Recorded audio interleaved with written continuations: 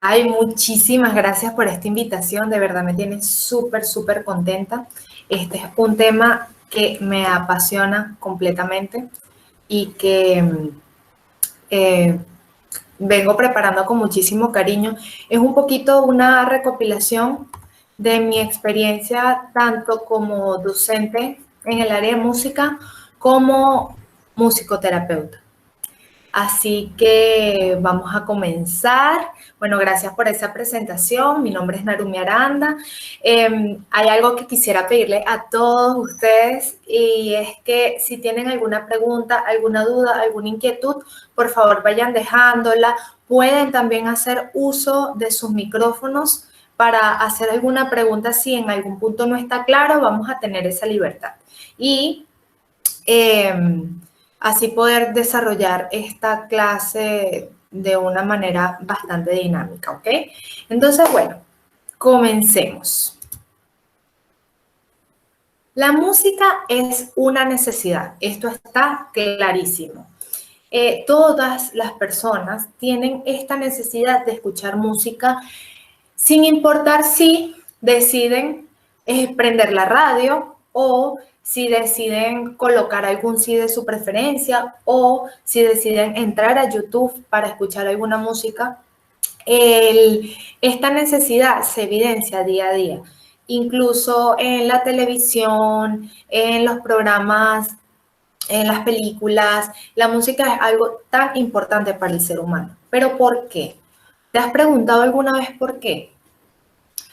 Resulta que desde hace muchos años se sabe que el ser humano creó la música, ¿sí? Esto nació en un principio buscando la imitación de los sonidos de la naturaleza, se han construido instrumentos desde huesos, desde instrumentos de madera, desde el principio, muy, muy desde el principio, como podrán más o menos observar en esa imagen que les coloqué allí. Pero resulta que estudios antropológicos recientes han confirmado que el origen de esta creación es la comunicación. El ser humano crea la música para comunicarse. Entonces, estos rituales musicales se han visto y han acompañado al ser humano desde el principio. Fíjate, si nos vamos a tiempos muy antiguos, en las guerras se utilizaban unos cornos gigantescos para anunciar que el batallón iba a arrancar o los tambores para caminar al ritmo del tambor en la guerra. Incluso en la casa, las personas en la antigüedad, cuando tenían que buscar sus alimentos, utilizaban pequeños flautas o pequeños instrumentos para llamar la atención de sus presas. Esto hoy en día lo mantenemos, pero por ejemplo, cuando colocamos música en el trabajo, para trabajar, para energizarnos, ¿sí? También otra cosa que hemos mantenido es la música en los ritos religiosos. La música nos conecta a un nivel espiritual y nos conecta con la divinidad. Y esto sucede desde los primeros encuentros en fogatas, cuando toda la tribu se reunía a hacer música y a hacer sus ritos mágicos religiosos. Entonces, bien, cuando hacemos música, ¿qué queremos? Queremos expresar nuestras emociones, queremos expresar alguna celebración, algún festejo o también podría ser unas emociones que no son tan agradables como de desahogo. Entonces hay un amplio abanico en el que la música nos acompaña diariamente, tanto para festejar como para desahogarnos e incluso momentos de catarsis. Entonces, algo maravilloso de la música es que la música está al alcance de todos. La música es accesible, no discrimina ni edad, ni género, ni condición, ni fronteras. Todo el mundo tiene la posibilidad de tener acceso a la música. Ah, bueno, ¿de qué manera? ¿De qué género? ¿A través de cuáles herramientas? Bueno, eso es lo que varía. Sin embargo, todas las personas tenemos este acceso, este alcance.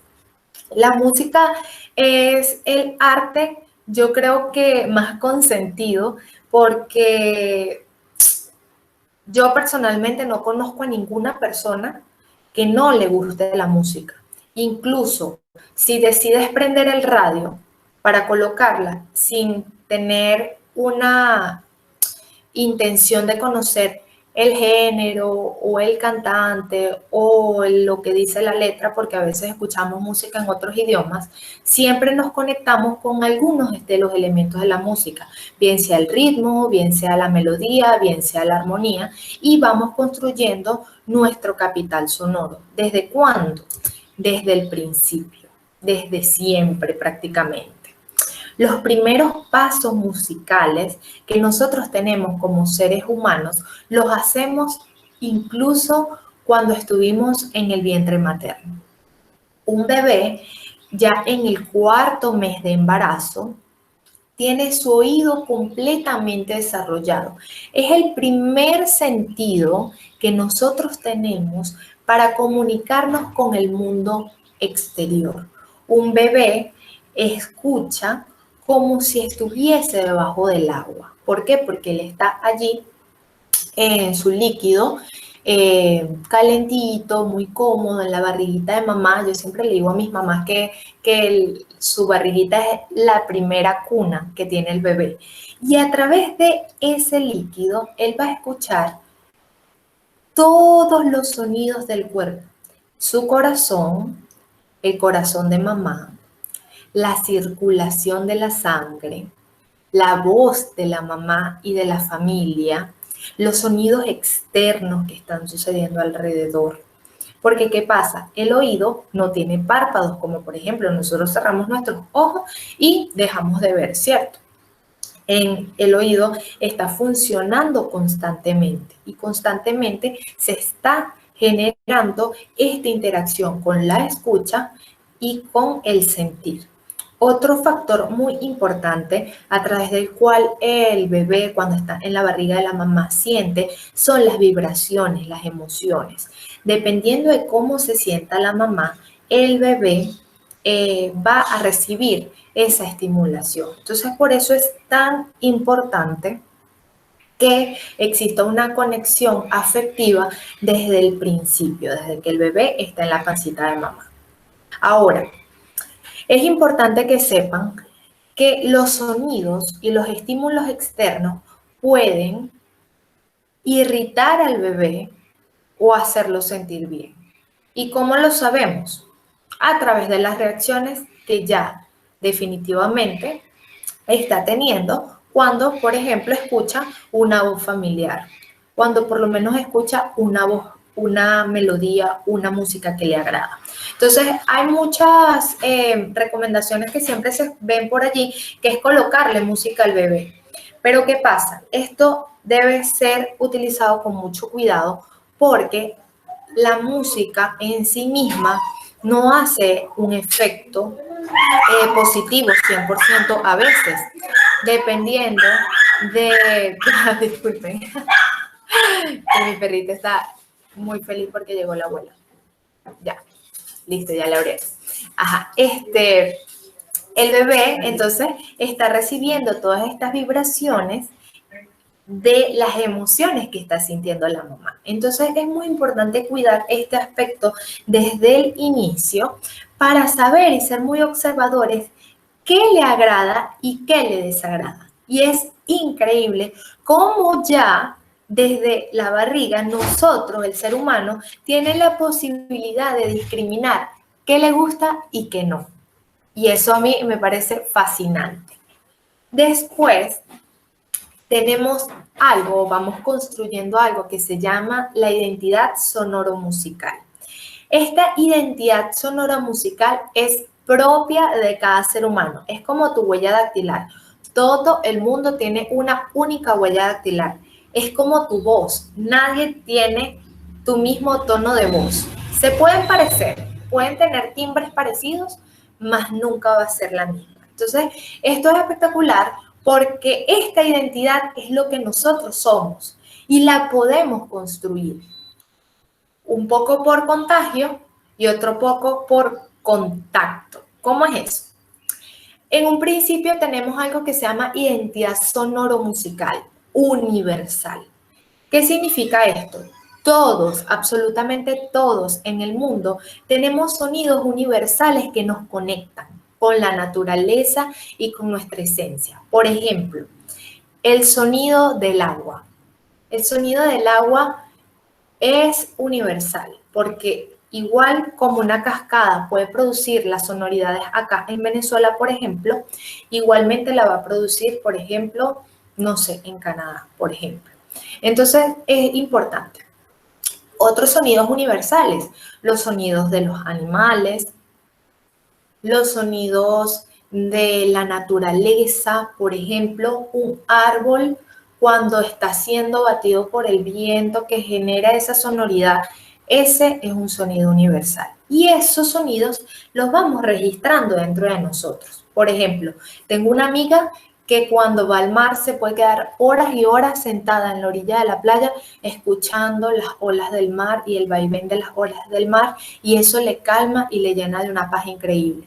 Como tengo otra persona que me expresa se expresa diciendo que el sonido que más le genera tranquilidad es cuando se sienta a observar los árboles y cómo se mueven, y ese sonido le genera paz. Entonces, estos sonidos universales nos pertenecen a todos y de una u otra forma nos vinculan con un todo.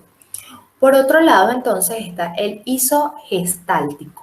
Más o menos lo que les venía comentando de cuando el bebé está en la barriguita de mamá.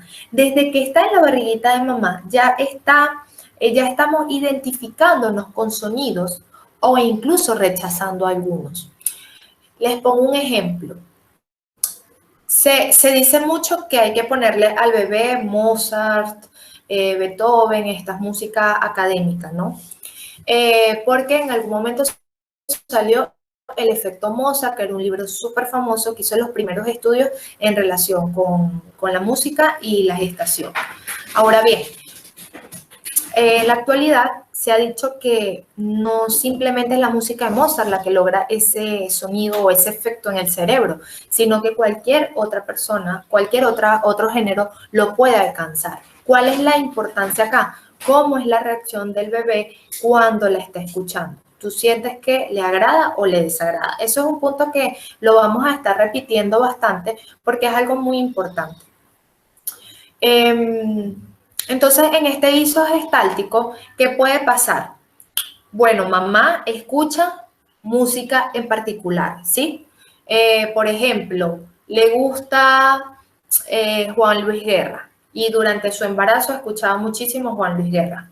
O, por ejemplo, en el caso, por ejemplo, de mi esposo, él creció en una familia de músicos y escuchaba muchísimo el piano, escuchaba muchísimo el oboe, y actualmente son instrumentos que le encantan, y aunque no los ejecuta, cuando los escucha se siente súper bien y le gusta. Entonces, allí vamos identificando qué sonidos teníamos desde la barriguita de mamá y que se han mantenido con nosotros o incluso que puedan ser desagradables. Luego que llegamos a este mundo terrenal, comenzamos a formar algo que se llama el isofamiliar. En este isofamiliar, pudiésemos decir que es la música que caracteriza al núcleo. ¿A qué me refiero? Les voy a colocar mi ejemplo personal.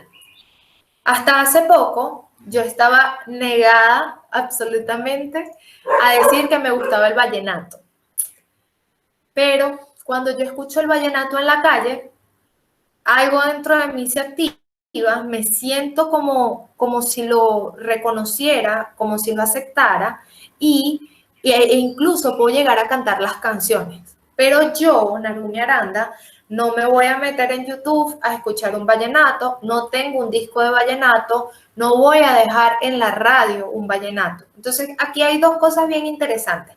Por un lado, la identificación con un género que yo propiamente no escuchaba, sino que escuchaba mi núcleo familiar. En este caso era mi papá que colocaba el vallenato porque le gusta.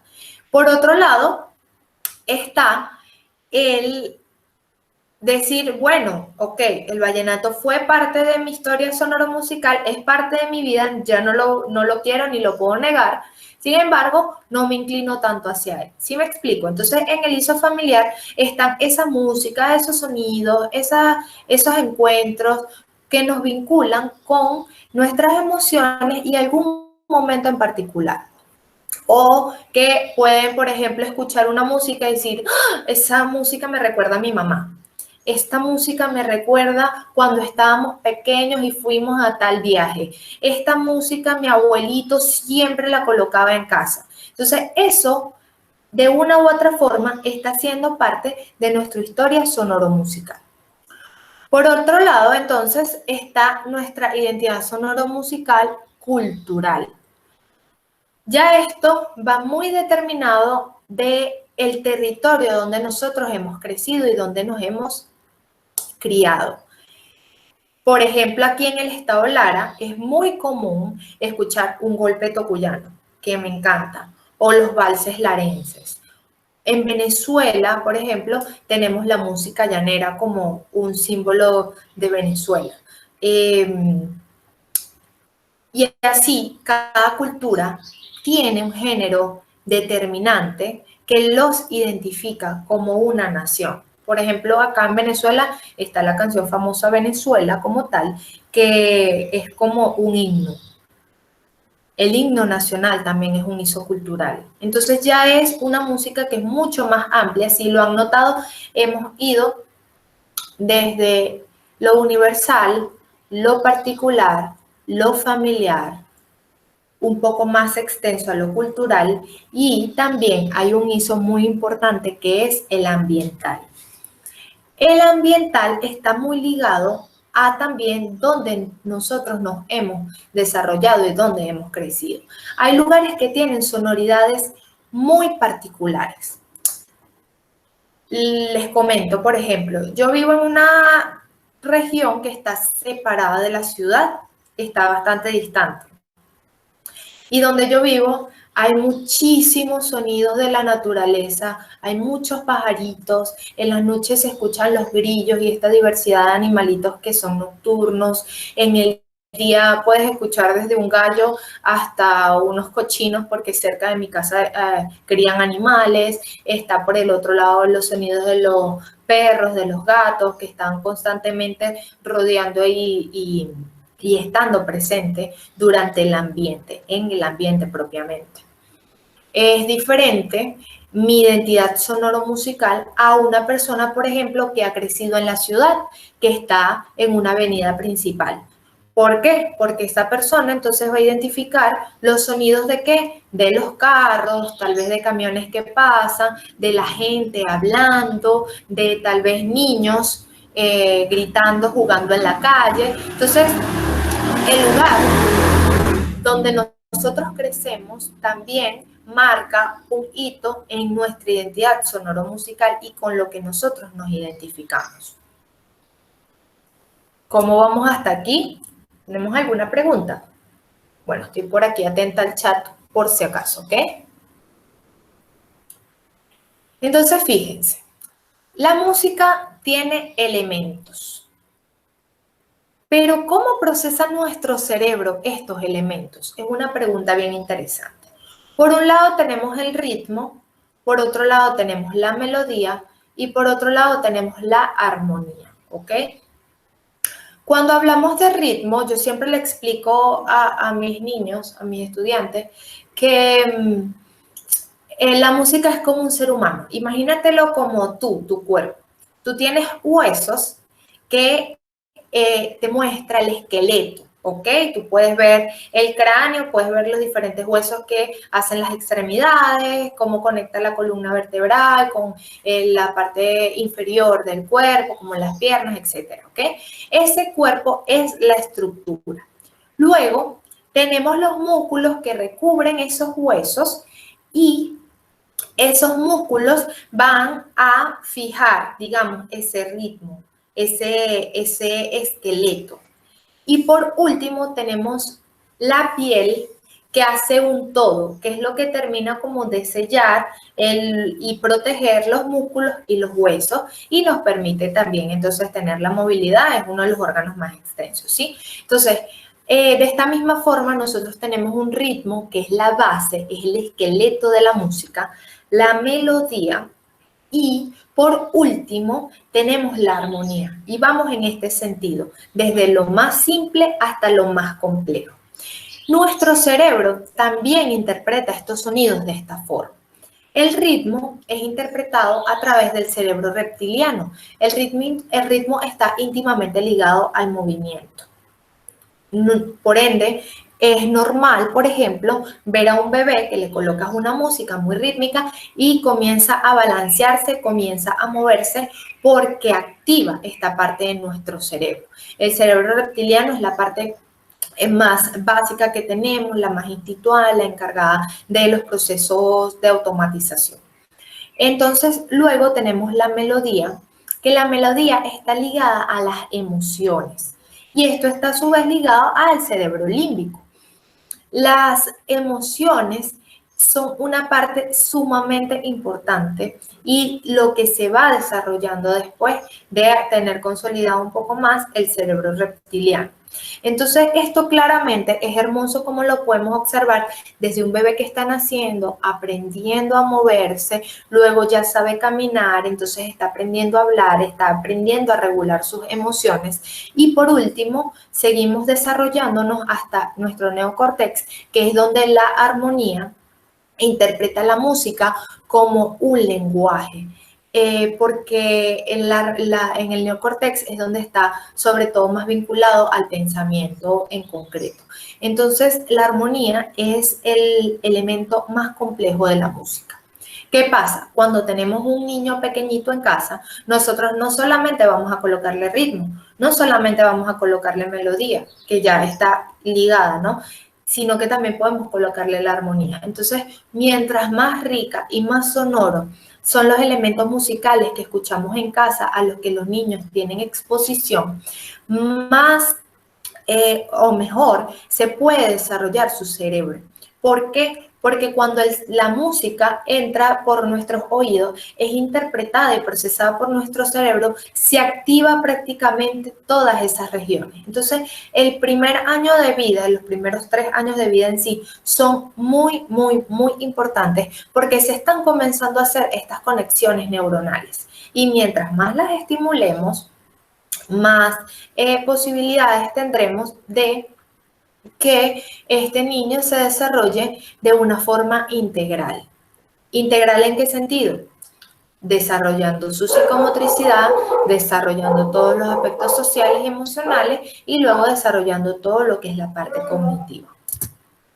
Entonces, bueno, ¿cómo podemos evaluar el desarrollo evolutivo? ¿Qué necesitamos para saber si está siendo acorde o esperado para la edad? A ver, tenemos por un lado las etapas del desarrollo. Cuando decimos etapas del desarrollo, estamos hablando acerca de cómo está nuestro niño según su edad cronológica.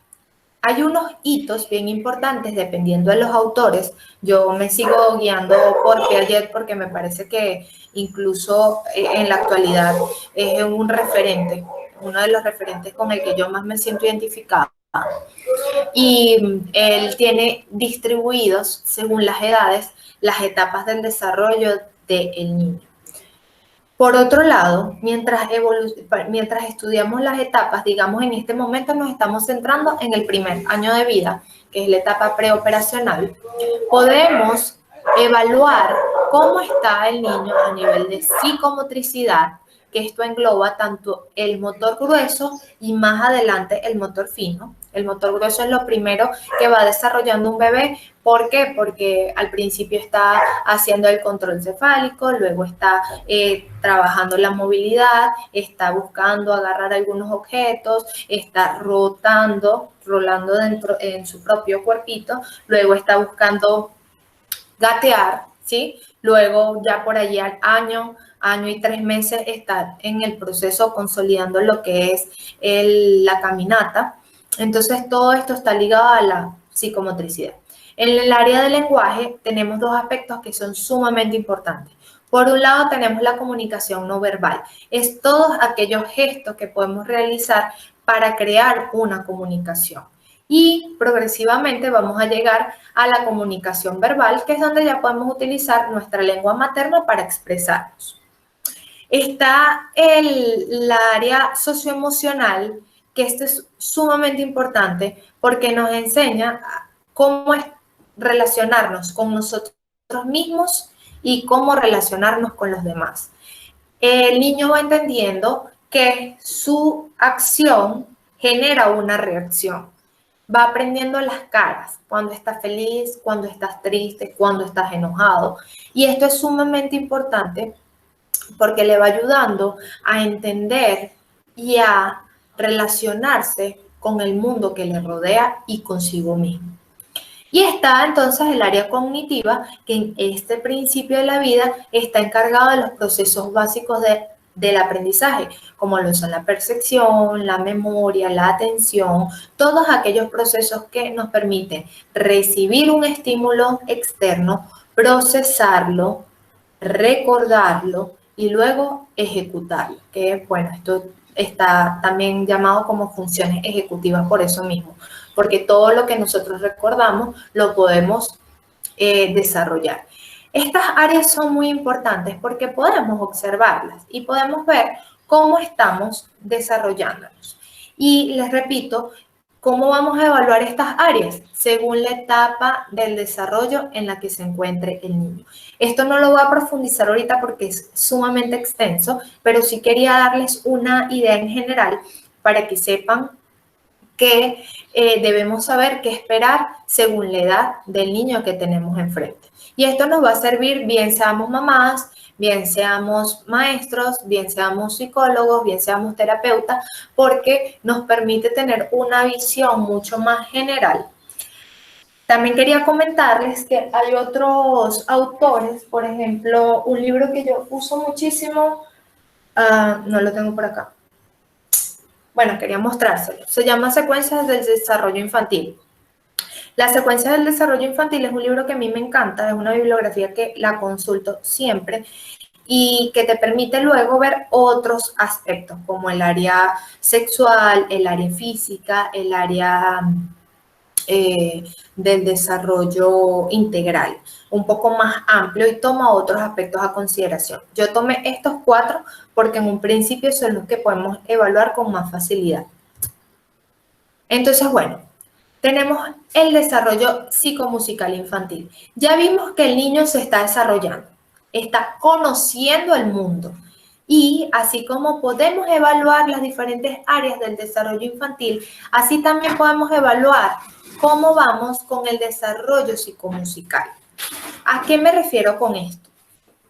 Cómo el niño está a nivel de audición, vocal tonal y rítmico desde el punto de vista musical. Entonces, un bebé entre los 0 y 6 meses en el área auditiva está aprendiendo a oír. Ya detiene sus movimientos al escuchar un sonido. Más adelante, por allá a los 3 meses, presta atención cuando se le canta. Él escucha un arrullo y se puede quedar viendo el arrullo y cómo mamá canta, ¿sí? O familiar. Luego, puedes evidenciar cómo la música lo calma. Y esto no es casualidad que un bebé que lo está cuidando otra persona, por ejemplo, una tía o una prima, el bebé llora, llora, llora, llora. Y cuando se lo entregan a mamá, el bebé se calma inmediatamente.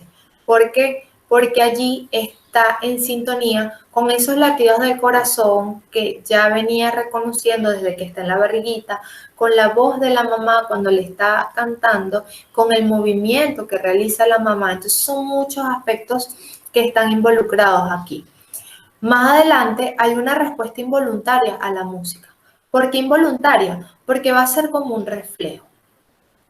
Y luego, ya acercándose a los 6 meses, reconoce un patrón melódico transportándolo a otro tono. Para muchas mamás, incluso educadores, terapeutas, es un poquito complicado el tema de cantar. No, porque yo no canto, que yo no sé hacerlo. Me llega mucho ese comentario. Y resulta que es que no importa si estás afinado o no.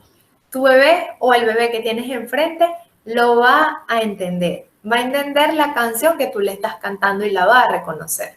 Entonces, él no está evaluando los aspectos estéticos de la ejecución, sino más bien el trascámara de eso. ¿Qué significa el trascámara? La melodía que reconozco, esta voz que ya reconozco, este movimiento que realiza cuando canta, ¿sí? Entramos entonces en el área vocal tonal.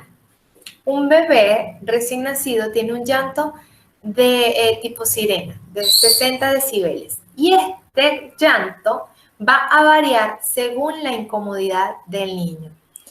Puede ser un llanto mucho más estridente o puede ser un llanto más tipo sollozo, muy calmado. Y aquí estamos viendo la capacidad vocal que tiene este niño. Tengo una primita en la familia que, bueno, ahorita es una lorita y canta todo el día. Y es muy gracioso porque desde que estaba bebé todo el mundo dijo, ella va a ser soprano.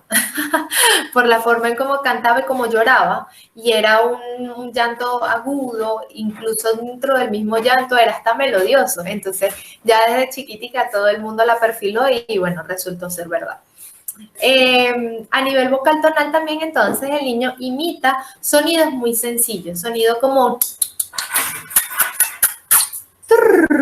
Esos sonidos los imita. Entonces, es muy bonito ver cómo te presta atención y trata de ejecutarlo. Y este es el principio de la comunicación verbal. Aquí comienza todo. Todos estos garabatos sonoros están siendo un estímulo para que se pueda evidenciar una comunicación verbal, porque la comunicación gestual ya está existiendo, ya hay una comunicación entre ese bebé y ese cuidador, ¿ok?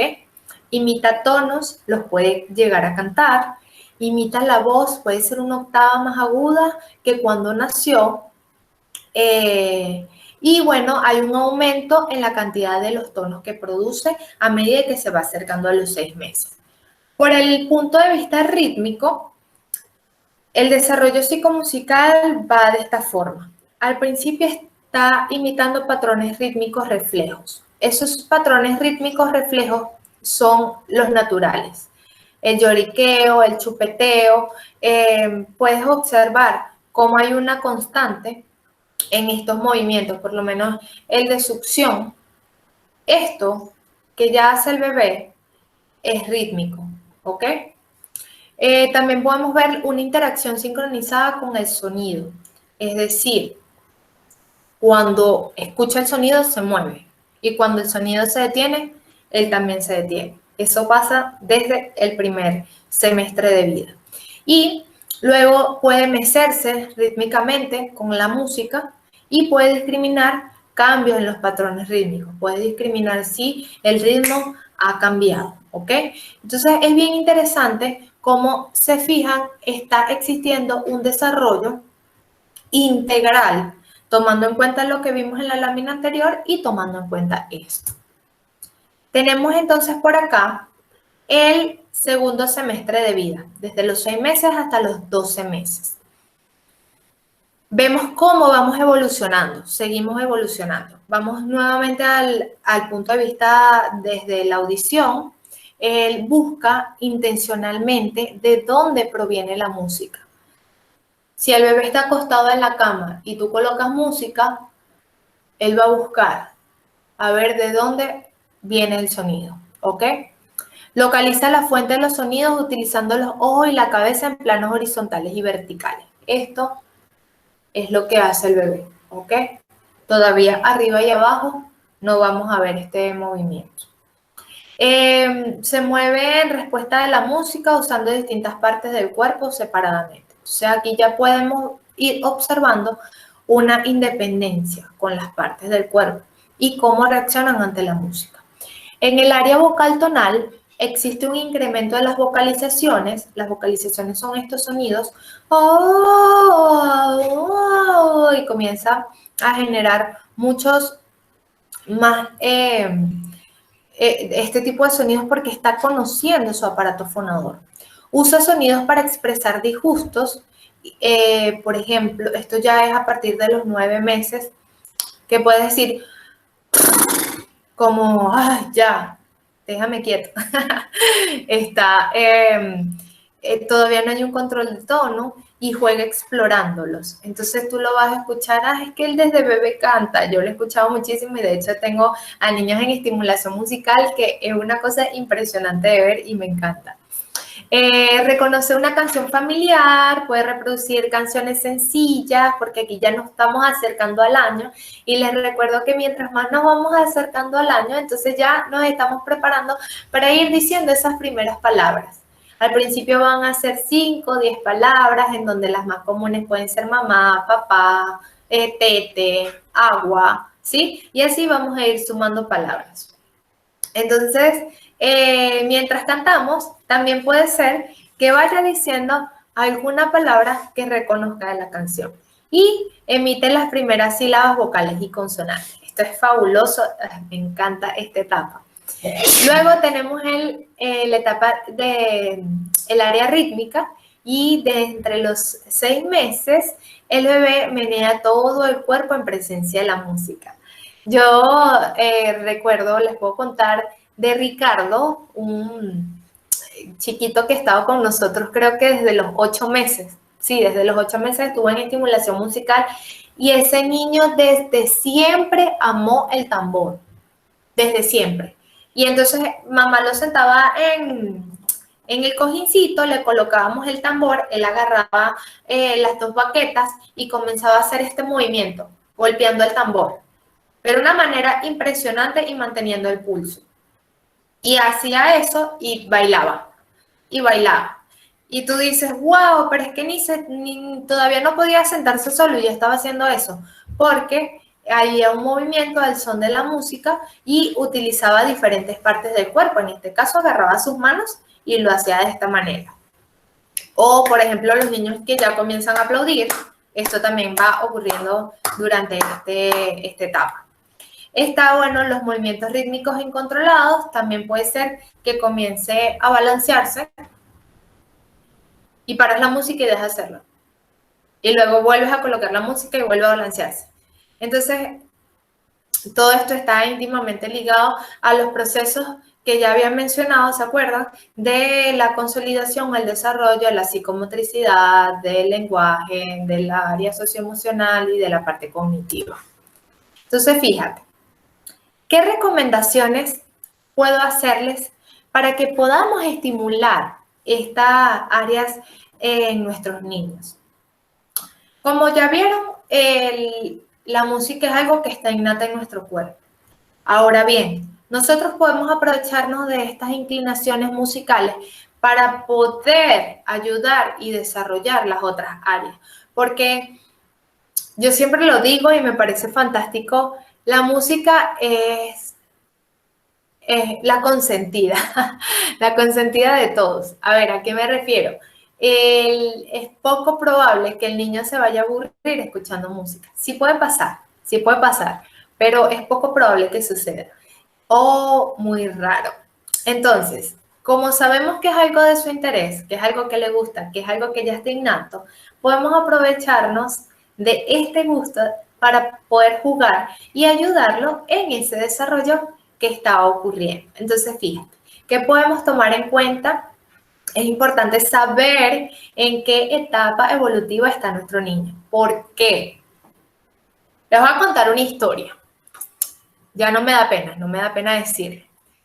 Hace muchos años atrás, cuando estaba en mis primeras clases de estimulación, la verdad es que yo todavía no había estudiado mucho eso, estaba conociendo, yo soy músico desde que tengo 9 años de edad, que he crecido en la orquesta, en el sistema, no sé qué, con la música, la viola, el lenguaje y tal, pero nunca había dado clase. Me dan la oportunidad de trabajar con un grupo en el área de estimulación musical. Eran bebés entre 12 meses y el añito, año y medio, máximo 2 años. Entonces yo me fui con mi clase muy preparada llevé mis actividades. Yo ya trabajaba con niños mucho más grandes porque ya daba clases, solo que no en el área de estimulación, o sea, les estoy hablando de bebés que todavía no hablaban. Y cuando yo llego con mi clase muy preparada, comencé a hacer canciones de interacción, esperando la respuesta de los niños. Canciones con movimiento, esperando que el niño imitara mi movimiento, como si tuviese un niño de 6 años enfrente que ya lo haría naturalmente. Y les cuento, yo me sentía muy frustrada porque ¿qué estoy haciendo? Lo estoy haciendo súper mal, no me prestan atención. No conocía todavía las etapas del desarrollo. No las conocía y le estaba pidiendo al niño que realizara una actividad para la cual todavía no estaba preparada. Entonces es muy importante saber qué ya le puedo pedir a mi hijo o a este niño que ya tengo enfrente. ¿Qué le puedo exigir? ¿A qué lo puedo alentar? ¿Qué puedo esperar? Sin caer en la obsesión de que lo haga, lo haga, lo haga. No, esto debe ser un descubrimiento. Lo vamos a ir potenciando poco a poco al ritmo del niño. Porque también es muy importante conocer las etapas del desarrollo. Yo sé que como mamás, educadores, terapeutas, ya vamos identificando un sentido que nos dice, aquí hay algo un poquito extraño, esto no va acorde con lo esperado. Y debemos y estamos en la responsabilidad de saber qué hacer, de poder evaluar qué es lo que está sucediendo. Porque nosotros somos ese primer contacto que podríamos referir al niño a una terapia de lenguaje, a una terapia ocupacional, a un psicólogo infantil, hablar con el pediatra para ver qué está sucediendo y cómo va el desarrollo evolutivo del niño. Porque no es para alarmar, pero si vemos que algo no está acorde al desarrollo o a lo esperado para la edad, debemos actuar rápido, debemos saber y tener la decisión, la seguridad de decir, mira, para esta edad el niño debería estar diciendo entre 10 y 20 palabras y todavía no las dice. Preventivamente podemos intervenir. Repito, no es para alarmar, pero si nuestro niño necesita un apoyo extra en alguna área, debemos estar en la capacidad de haberlo observado y haber tomado una decisión oportuna. Bueno, por acá entonces está la siguiente recomendación: prestar mucha atención ante las reacciones de los estímulos proporcionados. ¿Qué música le pongo? La que le guste, la que le guste. ¿Cómo vas a saberlo? Lo vas a saber. Lo vas a saber a través de su gesto, a través de su reacción. Te cuento otro caso que tuve muy, muy especial para mí. Era una bebé que tenía parálisis, no podía todavía mover su cuerpecito, estábamos en tratamientos, terapias para eso, y aunque la bebé no podía moverse, era evidente la música que le gustaba, los instrumentos que le gustaban y los que no. Cuando yo tocaba el cuatro, se le iluminaba el rostro. Era una cosa y yo cantaba y ella me veía y era espectacular. Pero si yo tocaba el tambor, me arrugaba la cara y la volteaba y mostraba signos de incomodidad. Es muy importante que podamos identificar. Y también es muy importante saber cuándo necesitamos estar en silencio. No sé si les ha pasado que colocan música, están activos, trabajando, limpiando, no sé, lo que sea, y de pronto como que, mira, ¿sabes qué? Ya, ¡plap!, apago el radio, ¡plap!, apago el equipo de sonido, porque me cansé, necesito silencio. Bueno, eso también le pasa a nuestros niños. Debemos observar qué elementos disfruta más. Si se inclina más hacia los elementos rítmicos, si se inclina más hacia los elementos melódicos, si se inclina más hacia los elementos armónicos. Y podemos brindarle un abanico de posibilidades. ¿A qué me refiero? Podemos colocar música académica. Cuando digo música académica me refiero a lo que comúnmente se llama como música clásica, que es música instrumental comúnmente, o sí. Esta música, bueno, es que este es otra masterclass. Existen periodos de la música, entonces tenemos música renacentista, música clásica, música romántica, música contemporánea, ¿ok? Dentro del ámbito de la música académica. Y podemos, si no lo conocemos, investigar un poquito, escuchar un video, colocarlo al niño a ver qué le gusta, ir descubriendo. También esto lo podemos hacer con la música popular y los diferentes géneros que existen. Por ejemplo, yo no escuchaba rock, no lo escuchaba. No es que no me gustara, es que no lo conocía. Y mi esposo, cuando comenzamos a salir, no sé qué, él sí es melómano full y me ponía mucha música y yo estaba como descubriendo un mundo, un abanico de posibilidades musicales que hasta el momento no conocía, que tampoco me había dado la tarea de conocer. Pero ¿cómo las conocí? A través del contagio. Él me contagió un poco de su música y yo tenía la posibilidad de decir, ¿me gusta? Ay, qué chévere. ¿Fue amor a primer oído o no me gusta? No, no, esa por favor quítala. Es muy importante fomentar este autoconcepto y este autoconocimiento. Y lo podemos hacer de verdad desde el día cero. Podemos facilitar la mayor cantidad de instrumentos posibles y aquí abro un paréntesis porque hay muchas familias en donde tienen una flauta, un tamborcito, unas maracas, un cuatro. Para los que no son de Venezuela, el cuatro es un instrumento que nace de la guitarra renacentista, entonces sería como un ukelele o una guitarra en sí.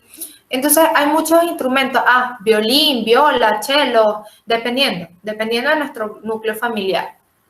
Ahora bien, también hay un amplio abanico de posibilidades con instrumentos de reciclaje, sonidos, sonajeros que podemos construir con un potecito de agua y semillitas, ¿qué te puedo decir? Incluso un tambor construido con una lata de leche que ya se haya acabado, con palitos, podemos hacer diferentes tipos de instrumentos. Bueno, en YouTube hay una infinidad de posibilidades y esto también es interesante porque vamos descubriendo que podemos hacer música con elementos externos y el primer elemento con el que podemos hacer música es con nuestra voz. Entonces, eso me lleva a la siguiente recomendación, que es cantar. Canta, juega, interactúa a través de la música. Hay una actividad muy, muy graciosa que yo hago con mis niños antes de comenzar las clases, que es que cuando yo les estoy preguntando cómo están, cómo les fue, cuéntame la semana, qué te divirtió, qué te desagradó, y estamos allí comenzando la clase, a veces lo hago cantando. Dímelo cantando. Y si no me lo dice, yo no escucho lo que dices. Y sí, me está hablando, pero no está cantando. Entonces, es como una manera divertida de invitarlos a la expresión a través del canto. Que si está afinado, que si no está afinado, que los elementos, que si está en el tiempo. Esto ahorita, en este momento, no nos interesa. Lo que nos interesa es que lo podamos realizar. ¿Por qué? Porque esto va a desarrollar la creatividad y la seguridad. Y esto está ligado al área socioemocional. Entonces, mientras nos sentimos acordes, felices, cantando, y bueno, luego vamos moldeando. Porque, ¿qué pasa? La música tiene una materia prima importantísima que es el sonido. Y si nosotros podemos producir un sonido, también podemos moldearlo. Entonces, la base es esa, que lo podamos hacer y nos sintamos libres haciéndolo. Y bueno, debemos divertirnos, jugar como niños, aprender del proceso, aprender de ellos, tener una mente abierta, una mente de principiante, una mente de exploración, para que podamos ser como ellos y podamos colocarnos al nivel de ellos. Esto es algo que he aprendido muchísimo y me encantaría compartirlo con ustedes porque siento que marcó un antes y un después, en mi caso como docente, y fue el poderme poner a la altura del niño. ¿A qué me refiero? Si el niño está explorando un instrumento nuevo, como un tambor, por ejemplo, el tambor tiene diferentes posibilidades también. Entonces, algunos tambores son huecos y es muy común que veas que un niño voltea el tambor y le comience a colocar objetos dentro o comience a rodar un poquito el tambor y no a tocarlo como tal. ¿Qué hace un adulto? Dice, ¡ah, ya va, espérate, eso no se toca así, se pone así y lo tocas de esta forma. Ya va, dale un tiempo libre para que él explore, para que lo toque, para que se divierta, para que vea, para que lo huela, para que lo sienta. Y después, poco a poco, vamos a ir moldeando esa acción a lo que nosotros queremos, que es que pueda ejecutar o llevar un pulso en el tambor. Repito, todo va a depender de la etapa evolutiva en la que esté nuestro niño. Pero así sea una persona adulta, que me ha tocado también, es súper divertido trabajar con adultos. Podemos explorar los instrumentos, podemos ver de qué manera podemos ejecutarlo, qué otra cosa podría hacer con este tambor. Entonces, esos son juegos que son bien interesantes porque despiertan nuestra creatividad y nos brinda un inmenso mundo de posibilidades. Cuando iba a hacer estas recomendaciones dije, les voy a recomendar una canción, una actividad, un juego. Pero es que hay tantos juegos, tantas canciones, tanto que podemos realizar, que yo creo mejor y más conveniente tener estos aspectos a consideración para que podamos aplicarlo en casa. Y bueno,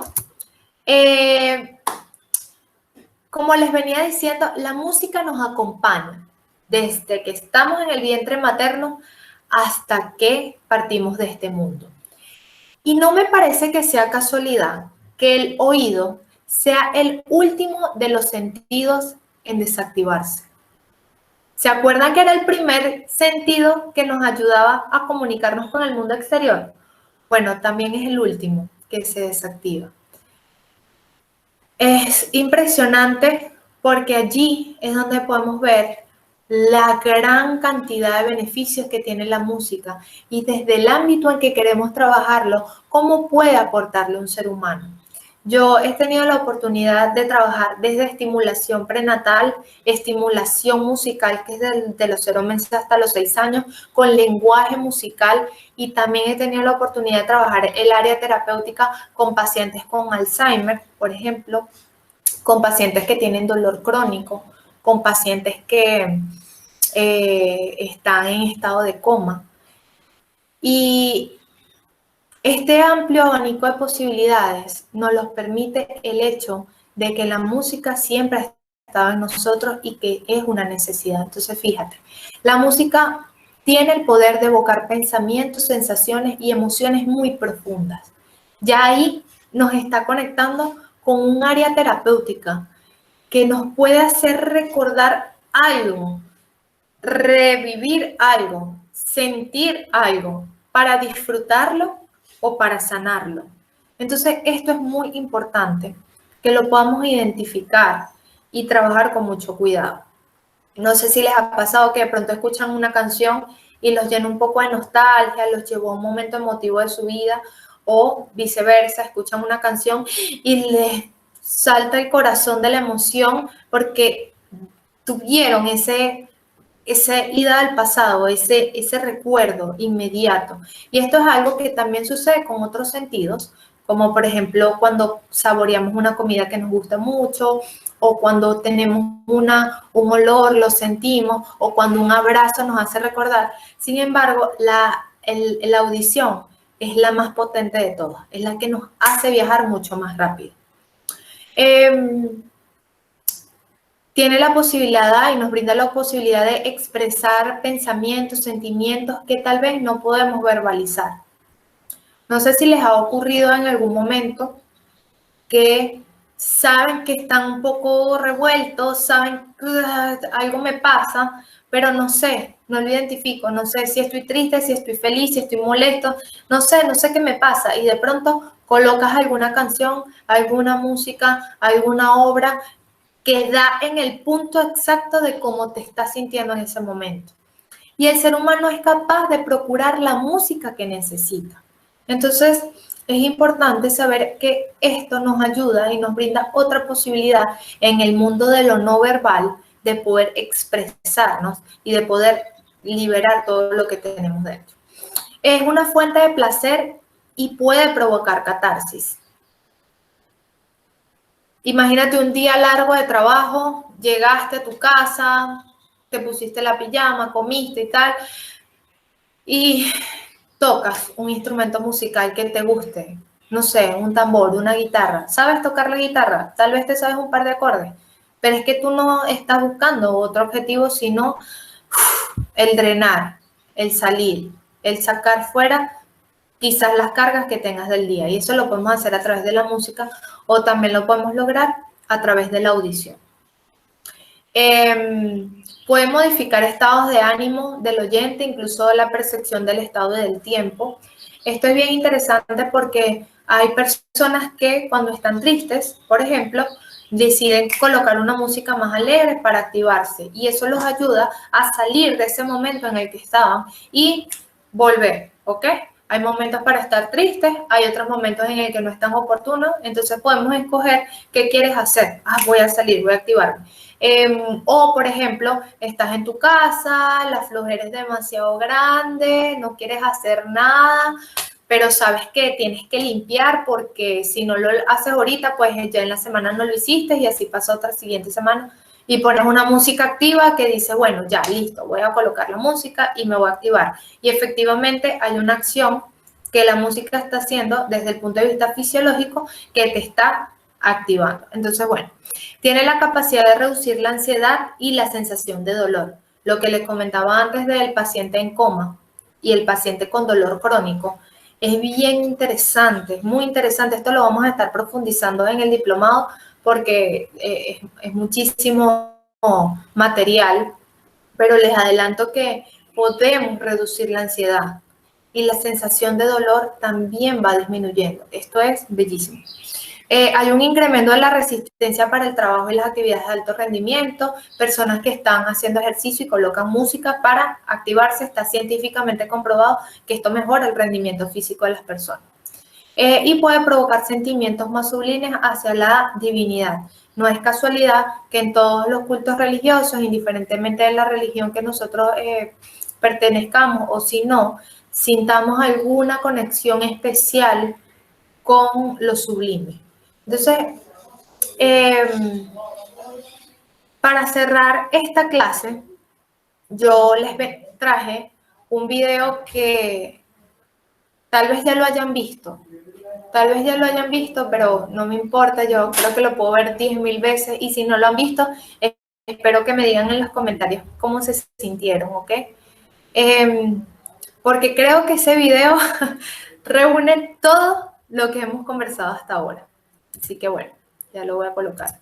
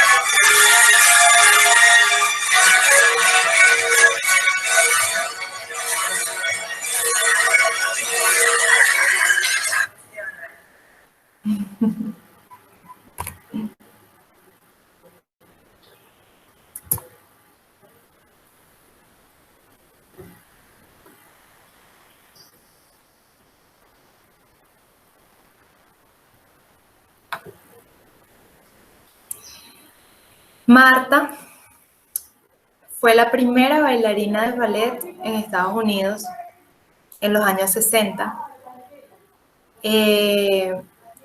Tuvo una vida dedicada al arte, una vida dedicada al ballet, mucha disciplina, mucha constancia, la liga entre la música, el movimiento, la expresión corporal a través del movimiento, la constancia, la disciplina, seguramente mucho sudor del trabajo duro para que poder expresarse y cada vez que se montaba en un escenario saliera lo mejor posible, seguramente mucha frustración y lágrimas porque el camino del artista es muy hermoso y también muy retador.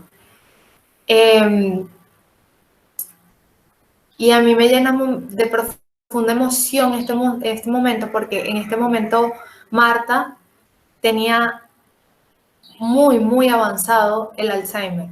Ella prácticamente estaba desconectada en ese momento. Ya eran los últimos años de su vida, actualmente ya falleció.